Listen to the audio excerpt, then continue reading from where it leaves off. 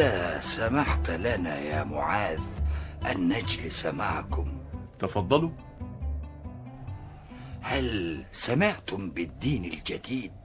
دين جديد؟ يقولون إن رجلا من أهل مكة اسمه محمد قد جاء بدين جديد يسفه أصنامكم هذه ويدعوكم إلى عبادة الله. الله، وأين يوجد؟ نعم، إن هذا الرجل يكذب. أليس الله هذا هو الذي تعبدونه أنتم بني اليهود؟ إن هذا الرجل كاذب، لا تتبعوه. لا تقتربوا من رجل اسمه مصعب بن عمير، هو رسول محمد لأهل يثرب، حتى لا يسحركم بحلاوة كلامه. لماذا يحذرني هؤلاء اليهود من مقابلة مصعب بن عمير؟ هؤلاء اليهود الأغبياء لا ينصحون بخير أبدا. سوف أذهب لهذا الرجل لأسمع ماذا يقول.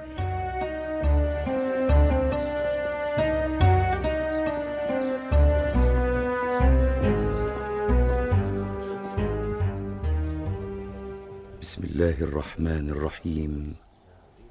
فلا أقسم بما تبصرون وما لا تبصرون إنه لقول رسول كريم وما هو بقول شاعر قليلا ما تؤمنون ولا بقول كاهن قليلا ما تذكرون تنزيل من رب العالمين.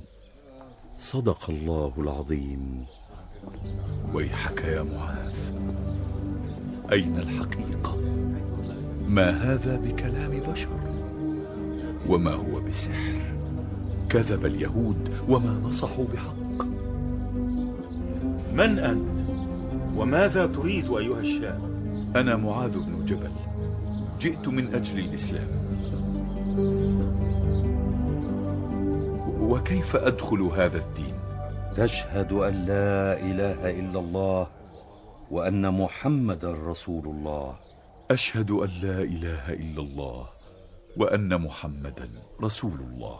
اذهب يا معاذ فاغتسل والبس ملابس نظيفة، فالإسلام دين الطهارة، ولا تعد لما كنت عليه. إنني في شوق لرؤية رسول الله. لك ذلك إن شاء الله قريبا.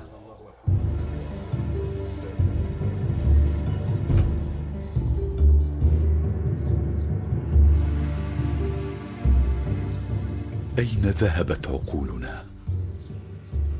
أين ذهبت؟ نعبد حجارة لا تنفع ولا تضر. والله لأكسرن التماثيل الكبرى التي يعبدها قومي.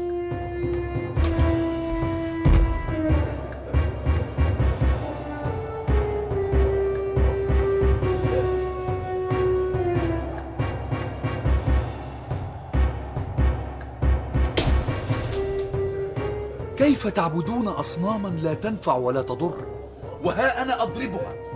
أهذه آلهة تعبدونها؟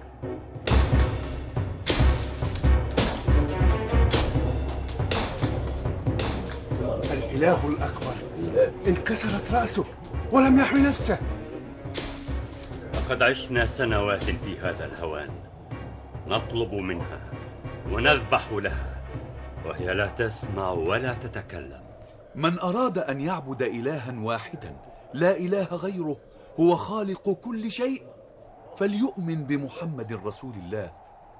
ومن أراد أن يستمع لكلام الله فعليه الذهاب إلى مصعب بن عمير رسول الله إليكم. وذهب معاذ بن جبل ليلتقي برسول الله مع وفد من الأنصار في بيعة العقبة الثانية.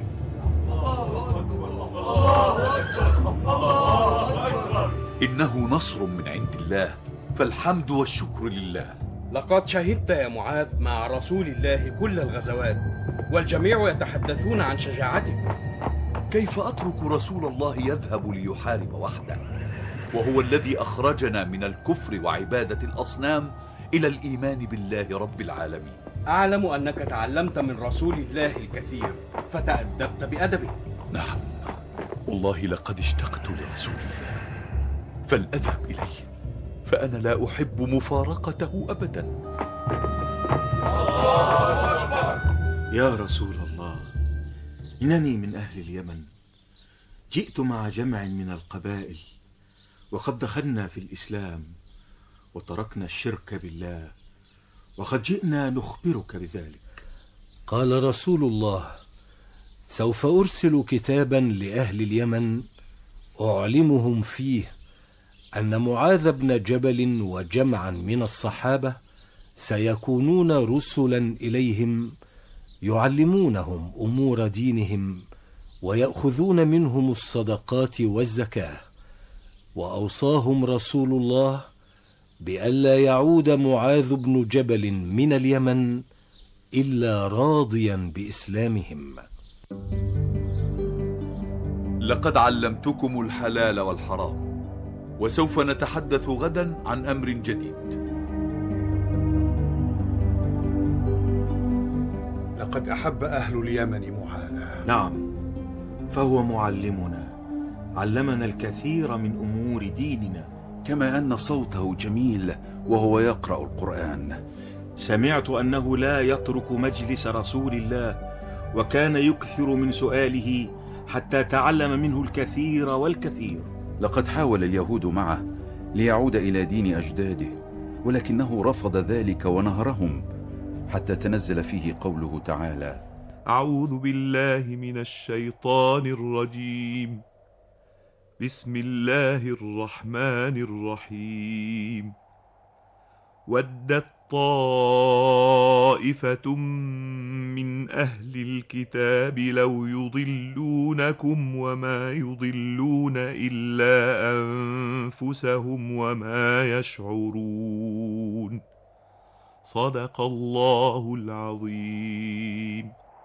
نعم، أعلم أصل القصة، حيث دعا يهود بني قريظة وبني النضير معاذ بن جبل وحذيفة بن اليمان لترك الإسلام واتباع اليهودية، وكانوا يقولون لهم: لقد تركتم دين آبائكم وأجدادكم واتبعتم دين محمد، فلم لا تتبعون ديننا فهو أولى بكم. نحن سعداء بزيارتك لليمن أيها الملك. لقد أتيت لكم وتركت مهامي هناك، حيث يحقق محمد نجاحا كبيرا في نشر الإسلام، ونحن هنا نؤدي عملنا على أكمل وجه. ولديك الشجاعة أن تقول ذلك والإسلام قد انتشر في جميع قبائل اليمن؟ لا أدري ماذا تفعلون ومعاذ بن جبل يؤدي مهامه هو وأصحابه بدون مشاكل. قبائل اليمن دخلت في الإسلام بسرعة كبيرة بعد أن كانوا ضالين، ثم إن معاذ بن جبل لا نستطيع الاقتراب منه لأنه حافظ للقرآن ولحديث رسول الله، وهو رجل قوي لا يحب التفكير في أي شيء سوى دينه الذي يحافظ عليه. وننتظر حتى يدخلكم معاذ في الإسلام؟ لا، لابد من طريقة تشعلون بها الفتنة بين أهل اليمن، ولنبدأ من عند رجل شرير اسمه الأسود العنسي. يمكن أن نقنعه بسهولة بأنه يجب أن يكون نبيا مثل محمد، وبذلك تشتعل الفتنة بين أهل اليمن ويعودون للكفر من جديد. هكذا يكون تخطيط إبليس.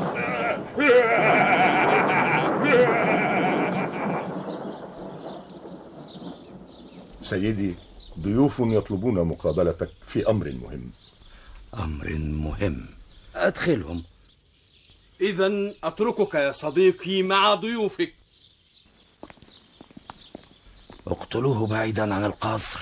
أقتل سيدي باذان؟ نعم يا غبي، أريد الزواج من امرأته الجميلة.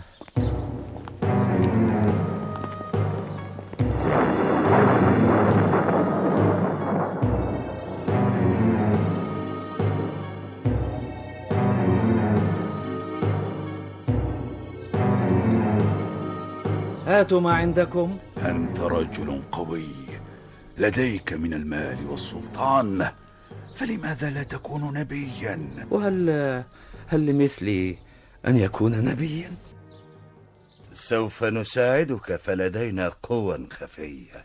الأمر كله مجرد كذبة صغيرة على الناس، تقول لهم إنك نبي وطالبهم بالإيمان بك وبرسالتك، وسوف نساعدك في مهمتك أيها الرجل. ولم لا؟ فأنا في حاجة للمزيد من المال والسلطان، وسوف أعلن ذلك بين القبائل والأصدقاء، ومن لا يؤمن أقاتله، حتى ذلك النبي الذي يدعى محمدا. لن نبتعد عنك، فأنت مكسب كبير.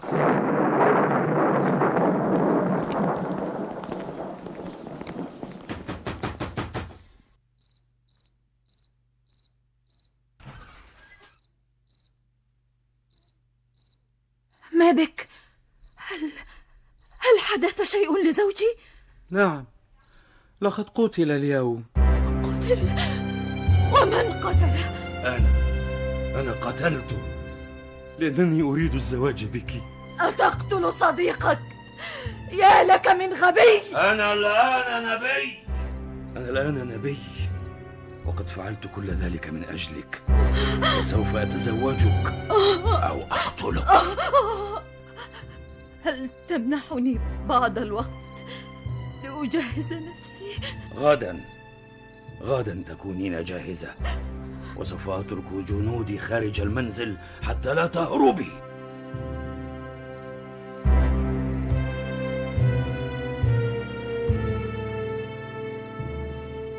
اذهبي وأحضري ابن عمي فيروز. يا لها من مصيبة.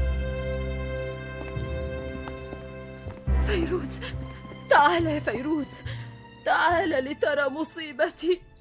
لا أدري ماذا أفعل. إنه رجل شرير، لا تقفي أمامه. أقتل نفسي ولا أتزوج هذا القبيح.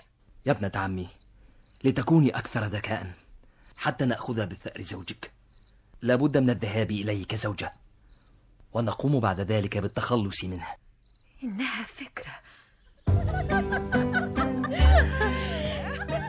أنتم داهية، فقد صدقت العديد من القبائل كذبي، كما أنني ذهبت برجالي محاربا في نجران وحضرموت وطردت معلمهم هناك. يبقى أن تحارب معاذ بن جبل، ذلك الرجل المسلم، حتى تقتله ونقصي عن المسلمين جميع اليمن. سوف أقتله. الخطة نجحت. لقد علمتم بأمر الكاذب الملعون الأسود العنسي الذي يدعي أنه نبي، وما هو إلا شيطان لعين، وقد أمرنا رسول الله بأن نتصدى له ونقضي عليه. الله أكبر، الله أكبر، الله أكبر. نحن على استعداد لقتال هذا الكذاب والقضاء عليه وعلى من اتبعه. فلنعلن تجهيز الجيش استعدادا لملاقاة هذا الشيطان. نحن نقدم أرواحنا فداء للإسلام، وسوف ينصرنا الله عليه. هل أدلك على طريقة للقضاء على الكذاب الأسود؟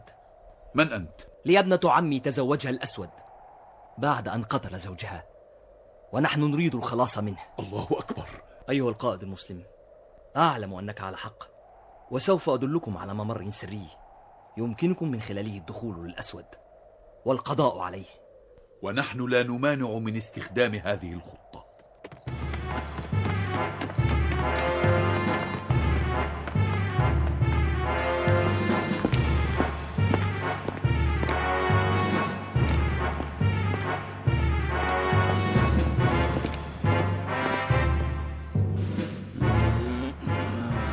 من أنتم؟ كيف لا تعلم من نحن وأنت تعلن للناس أنك تعلم الغيب، وها أنت جاهل؟ أنا كاذب، أنا أحمق.